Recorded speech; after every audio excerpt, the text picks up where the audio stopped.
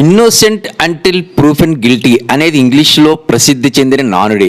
ఆరోపించినంత మాత్రాన ఏ మనిషికి కలంకం అంటదు. న్యాయస్థానంలో నేరం నిరూపించబడాలి. నిరూపించినంత వరకు ఏ వ్యక్తి అయినా నిర్దోషే. నాకు తెలిసినంత వరకు అలా నిరూపించబడినవి ఒక్కటి కూడా సీనియర్ ఎన్టీఆర్ విషయంలో లేదు. అవినీతి, అక్రమ సంపాదన, కుటుంబ పరిపాలన, క్విడ్ ప్రోకో వంటివి కానరాలేదు. నమ్మిన వారిని పక్కన ఉంచుకోవడం ప్రతి ఒక్కరూ చేసేదే. అయినా అల్లుళ్ళు అయినప్పటికీ దుగ్గపాటి నారా చంద్రబాబులను ఉన్నత స్థానాల్లో ఉంచలేదు.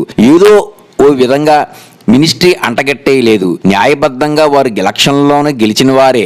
ఎన్టీఆర్కు బంధువులు కాదు, ఆయన దృష్టిలో కేవలం నమ్మకస్తులు. అలాగే కొడుకులను పదవుల్లో కూర్చోబెట్టలేదు. సినిమా హీరోగా ఉన్న బాలకృష్ణ విషయంలో రికమెండేషన్లు చేయలేదు. తాను క్రమశిక్షణతో ఉండేవారు. క్రమశిక్షణ తన పిల్లల్లో ఉండేలా చూసుకునేవారు. ఆ క్రమశిక్షణే బాలకృష్ణ కష్టపడేలా చేసింది, అందలం ఎక్కించింది. ఒకరిని మోసం చేసి గద్దెనెక్కి పని చేయలేదు. ఒక పార్టీ నుండి మరో పార్టీకి జంపు చేయలేదు. పదవి కోసం నానాగడ్డి కరవలేదు. ఏది చేసినా ఒంటరిగా చేశారు. ఒక్కో మెట్టు ఎక్కారు. తనకంటూ ఎదురు లేదని నిరూపించారు. అర్ధలేని అవాకులు చవాకులు పేలుతూ మీడియా వర్గాలను ఆకట్టుకునే ప్రయత్నం చేయలేదు. ఆవేశంతో రంకులు వేస్తూ కనబడలేదు. నిందలు ఉంటే ఉండొచ్చు గాని గాంధీలో, మదర్ తెరిసాల్లోనూ లోపాలు వెతకడం లేదా? అంతటి మహనీయులపైనే నిందలు లేవా? కృష్ణకుమారి అనే హీరోయిన్తో ప్రేమలో పడ్డారని అంత గొప్ప క్యారెక్టర్ ఏమీ కాదని తెలుగుదేశం పార్టీ వారే ప్రచారం చేయబోయారు. ఆధారాలు ఎక్కడా? అప్పటి ప్రముఖ రౌడీ షీటర్, తర్వాతి కాలంలో కాంగ్రెస్ ఎమ్మెల్యే అయిన వంగవీటి మోహన్ రంగా హత్య వెనుక అయిన హస్తం ఉందని జనాల్లో గుసగుసలు మొదలయ్యాయి. ఆధారాల మాట ఏమిటి? ఆ కేసులో నిందితుడు కూడా కాదాయన.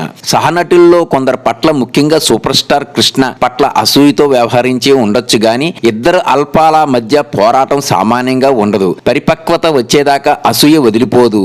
తనకు అనుకూలంగా ఉన్న వారికి, తనని అభిమానించే వారికి చేయూతుని ఇచ్చారు. నిజంగానే ఏదో చేద్దామని వచ్చిన ముఖ్యమంత్రుల్లో చిట్ట చివరి నాయకుడు ఎన్టీఆర్ఏ. ₹2 కిలో బియ్యం పథకం ఎంతో మంది మధ్యతరగతి వారికి ఊరాటనిచ్చింది. ఆ కాలంలో రేషన్ షాపుకి వెళ్లి బియ్యం తెచ్చుకున్న వాళ్ళలో చాలా మంది ఉన్నాం. తెలుగు భాష అభివృద్ధి కోసం చేయని ప్రయత్నం లేదు. కాన్వెంట్ల హవా అప్పటికే నడుస్తుంది. తెలుగు కనుమరుగవుతుంది. పాఠశాలలో తెలుగు తప్పనిసరి భాషగా ఉండాలని కోరుకోవడమే గాక దాన్ని అమలుకు ప్రణాళికలు రచించారు. గవర్నమెంట్ ఉద్యోగాల్లో తెలుగు తెలియడం ఒక అర్హతగా మార్చారు. అది తెలుగు భాష పట్ల ఆసక్తిని నిజంగానే పెంచింది. అలానే ఉర్దూ, హిందీ, ఇంగ్లీషును పక్కన పెట్టేయలేదు. వివిధ కారణాల వల్ల చదువు మధ్యలో ఆగిపోయిన వారు తమ పనులు మానుకోకుండా విద్యను పూర్తి చేయగలిగే ఓపెన్ యూనివర్సిటీ సిస్టమ్ను ప్రవేశపెట్టింది ఎన్టీఆర్ఏ. ఆయన తెచ్చిన అమల్లో పెట్టిన చట్టాలు ఎన్నో, అందులో ఎన్నో తర్వాతి కాలంలో దేశం మొత్తం అనుసరించింది. ఎంసెట్ ప్రవేశపెట్టినది ఎన్టీఆర్ఏ. ఆ తర్వాతి కాలంలో అది దేశం మొత్తం అమల్లో పెట్టింది. 1995లో MACS mutual aided cooperative society చట్టాన్ని అమల్లోకి తెచ్చింది ఎన్టీఆర్ఏ.